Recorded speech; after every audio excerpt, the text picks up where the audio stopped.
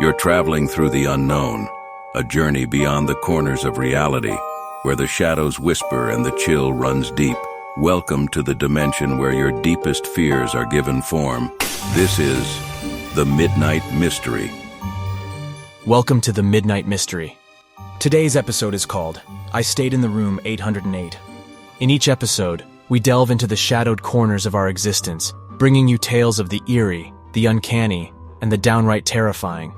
From the realms of the supernatural to the depths of the human psyche, no stone is left unturned, no dark secret left hidden. As the clock once again draws near midnight, prepare to embark on another adventure into the uncanny, the eerie, the horrifying, the Midnight Mystery. I was staying at a hotel in Chicago, Illinois during a business trip, and I was going to stay for the whole weekend. It was an older hotel, one that still used small keys rather than key cards to enter the rooms. I didn't mind. It seemed nice to get away from the onslaught of technology. When I checked into the hotel, it was packed full. A nasty storm had struck, standing many tourists and canceling flights. No more rooms were available, and many people were being turned away because of the lack of vacancy. When I approached the front desk to check in, I noticed that all the keys for the rooms on the 8th floor were still on the wall. Not a single key was missing. It seemed odd that an entire floor would be vacant when so many people were all clambering to check in and get to their rooms. I could see the clerk was stressed out, and he was ready to just give up and go home, so I tried to lighten the mood. Kind of weird, isn't it? "What is?" the clerk asked. "How everyone on the 8th floor is missing." The clerk gave me an odd look and his face paled. "What do you know about the 8th floor?" he replied in a serious tone. "What? Nothing," I answered honestly, a little embarrassed that my attempt to lighten the mood backfired. "I just noticed that all the keys for the 8th floor are still behind the desk." The clerk blushed a little and tried to laugh it off. "Oh yes, I see now." He went back to checking me in and handed me the key to my room on the 9th floor. "Enjoy your stay." "I will, thanks." I awkwardly accepted the key and grabbed my bag, heading for the elevator. Just like the lobby, the elevator was also packed. It was difficult to stand next to so many strangers so close by, let alone enter and exit the small car. I struggled to reach and press the button for the 9th floor, but I managed to see over the crowd of people and reach the button panel. It was then I noticed that the button seemed to be missing a floor number, 8. "That's funny," I thought out loud. "I wonder why there's no button for the 8th floor." But no one in the elevator reacted. They either didn't care or they were too preoccupied and didn't hear me. Once I finally got to my floor and checked into my room, I took a moment to relax and unwind on the bed. I had to give a presentation tomorrow and I needed to be alert. I decided to go to bed early that night and to practice my speech a few times to make sure I sounded confident. I took a shower, brushed my teeth, and stood in front of the bathroom mirror as I practiced my sales pitch a few times. A strange groaning sound from the room beneath me got my attention. It sounded like there was a man in pain or upset. I ignored it and continued to practice my speech. The groaning from the lower floor continued on, getting louder and louder by the minute. Angrily, I stomped on the floor as hard as I could and shouted out, "Hey buddy, are you okay?" There was no response. The groaning stopped. Satisfied that the man realized he was making too much noise, I continued to practice my speech. Just as I finished the first half of my speech, the groaning began again.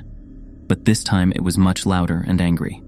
If this was going to go on all night, there was no way I'd be prepared for my presentation tomorrow. I knocked on my neighbor's door and was greeted with a grumpy response from a young woman and her new husband. "Excuse me," I politely tried to engage in conversation. "Do you hear that noise in the room below us?" "No." The woman sounded more confused than grouchy now. "We haven't heard anything until you pounded on our door." "Oh, sorry." I apologized, once again feeling embarrassed. "Must be the pipes of something then." I tried to think of a possible alternate explanation so I didn't seem like I was a crazy person. "Well, I'll call management then. Good night." The couple shut the door and locked it. I returned to my room, where the groaning noise continued. I picked up the phone on the small table next to the bed and called the front desk to complain about the noise. When I mentioned that it seemed to be coming from the room beneath me, a room on the 8th floor, the woman who answered the phone suddenly got quiet.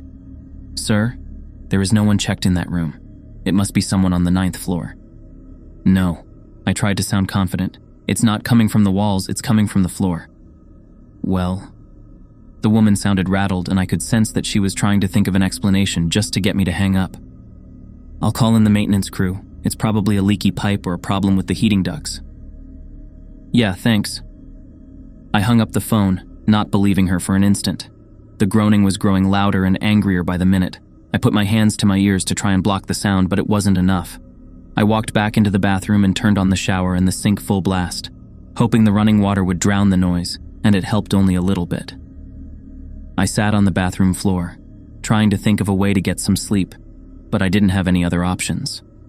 All the rooms were full. I couldn't request a new room, and there was no way another hotel would have vacancy during this storm. Suddenly, the pipes on the shower began rattling violently. The shaking was so strong that it caused the shower to sputter as it continued to run. The sound was like thunder inside the walls, and the thunder outside the hotel, as well as the pounding rain, sounded like there was a freight train barreling down the tracks right at me.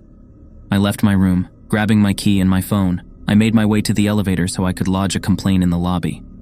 As soon as I stepped inside the elevator, I remembered that the 8th floor couldn't be accessed. The number was not an option. And I remembered that all the keys for the 8th floor were still behind the desk at the lobby. How could anyone check into a room on the 8th floor? Curious, I exited the elevator and made my way for the stairs. I walked down the stairwell from the 9th floor and directly onto the 7th. That's impossible, I told myself. I walked back up the stairs and double-checked the floor numbers. Sure enough, just like the elevator, there was no number 8. I walked up and down the staircase a few times, trying to figure out what was going on, when I noticed a small imperfection in the wall next to the doorway that led onto the 7th floor. I checked and realized that it was a gap. The gap was between a hidden door and its door frame. Using my fingertips, I pried the door open and found a small staircase leading back up one flight, up to the otherwise non-existent 8th floor. It was dark and dusty, like no one had used this passageway in years. I used the screen on my phone to light my way as I made way through up the secret stairs. There was another door at the top of the stairs. It wasn't sealed away or hidden. It was easily accessible. The door was numbered 8. Opening the door, I found myself on the 8th floor and alone. I could just feel it. There was no one else on the floor with me. It was dark in the long hallway. Not even the exit signs were lit up. I continued to use my phone as I walked down the hallway, checking each door as I passed. They were all locked, that is, except for one door. The unlocked door was for the room directly beneath mine. I knocked once, just to make sure no one was secretly checked into the room, but no one replied. I opened the door, still trying to figure out why this door was unlocked, and found myself standing in a room that mirrored my own perfectly. The lights didn't work. I tried the switch a few times, but there was no power on this floor. "Hello?" I called out into the room. Is anyone in here?" Still no response. I went over to the phone and picked it up, but the line was dead. The amount of dust and cobwebs told me that no one was in this room, and no one had been for quite some time. But I still felt compelled to look around. I opened the door to the bathroom and was taken aback by what I saw in the room. There was a bathtub in the room, unlike mine, which had a shower, and the tub was full of water. The water was at the top of the tub, threatening to spill over at any moment. I stepped closer, still using my phone to light my way, when I noticed a dark figure in the tub. It looked like a man, a dead man. Shining my phone over the tub, and I stared down into the still water, as if in a trance, trying to look at the man's dead face. As my senses slowly came back to me, the man's eyes opened, and he looked directly at me. I fell back on the floor, dropping my phone and losing my light. A splashing sound came from the tub, and I could feel cold water spilling onto the floor, soaking into my clothes. The sound of a heavy, wet footstep exited the tub. The second footstep was all the motivation I needed to get up and run. I bolted from the room, not caring about my phone or who the man was, and ran down the hall back to the door from whence I entered. I ran down the stairs, all the way down into the lobby, and didn't stop until I collided with the desk. Breathlessly, I tried to tell the clerk what I had seen and that we needed to call the police. The clerk, who looked scared, not so much because there was a dead body in the hotel, but more like he was afraid of getting fired, escorted me to the manager's office behind the desk. "Sir," the clerk tried to sound calm and reassuring. "What did you see exactly?" I told him what I had seen and what I had heard. I showed him the wet spots on my clothes where the tub's water splashed on me. I didn't care if I got arrested for trespassing or for causing a disturbance. I had to tell someone what happened. The clerk listened intently to my story, not blinking, not looking away. When I finished, he got up and walked over to a large file cabinet. He opened an unmarked drawer and began thumbing through an extensive collection of files. Pulling a file from the drawer, he opened it up and pulled out a very old newspaper article. "Is this the man you saw?" he asked as he handed me the article. I looked at the clipping and felt my stomach drop. It was him. That was the man. The clerk sat down across from me and smiled a little. "You're not the first to see him." That was not the reaction I was expecting. "Read the article. It should help clear things up." The article told the story of a man who had gone away on business and returned home to discover that his pregnant wife had been cheating on him and that the baby wasn't his.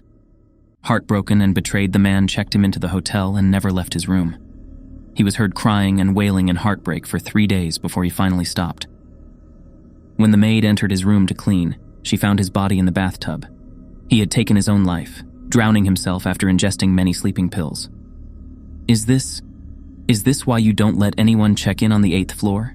Because of him?" I asked, feeling more at ease knowing that I wasn't crazy. "No," the clerk admitted. "He's only one of the reasons we don't let anyone check in on the 8th floor." What do you mean?" The clerk just smiled again. "You see that file cabinet?" "Yeah." "And that unmarked drawer on the bottom?" "Yeah," I answered again. "What of it?" "That drawer contains every reason don't let anyone check in on the 8th floor. Ever since this hotel opened in 1873, we've had people die in very unusual ways, always on the 8th floor." "That's strange," I commented, feeling a little queasy. "What's stranger is the fact that no 2 deaths were the same, and no 2 deaths ever took place in the same room. Each room on the 8th floor has housed a tragic death, and each room has been reportedly haunted by the dead." That sent a shiver up my spine. How? Are you telling me the 8th floor is cursed? Anyone who checks into a room is going to die or be haunted? The clerk bowed his head. "It's not just the rooms that have seen death. Maintenance workers have died attempting simple repairs. One man was electrocuted trying to fix the lights. Another fell down the elevator shaft to his death. A maid was found dead, hanging by her neck at the end of the hallway." I sat in transfixed fear at the story the clerk had just told me, and I didn't want to believe it. "But shouldn't we call the police? I saw a body." "Everyone does," the clerk explained. "Even the police have seen the bodies, but have never been able to explain the situations." I didn't know what to do. It was late. I was exhausted, and I didn't want to cause any more disturbances. Reluctantly, I returned to my room. I took the elevator and held my breath as the car passed by the sealed-off 8th floor. As I approached my room, I saw something on the wet floor outside my door. It was my phone. Thank you for joining us at the stroke of midnight, right here at the Midnight Mystery. As the shadows of our tale dissolve into the darkness, we hope it's left you with chills and thrills, echoing in the quiet of the night. Did this story send shivers down your spine? Or did it linger in your mind like a half-remembered dream? We're dying to know. Unravel your thoughts in the comments below. Share your own scary experiences, or tell us how tonight's mystery has stirred your imagination. And remember, to never miss a tale from the cryptic corners of the Midnight Mystery, hit the like button as if it's your talisman against the terrors of the night. Subscribe and ring the bell so you'll always be amongst the first to tread the misty path of our next mystery. Until the clock chimes for our next dark encounter, keep your eyes wide open and your mind even wider. Who knows what secrets will unfold when the clock strikes midnight once more. Good night, and let the mysteries of the night embrace you.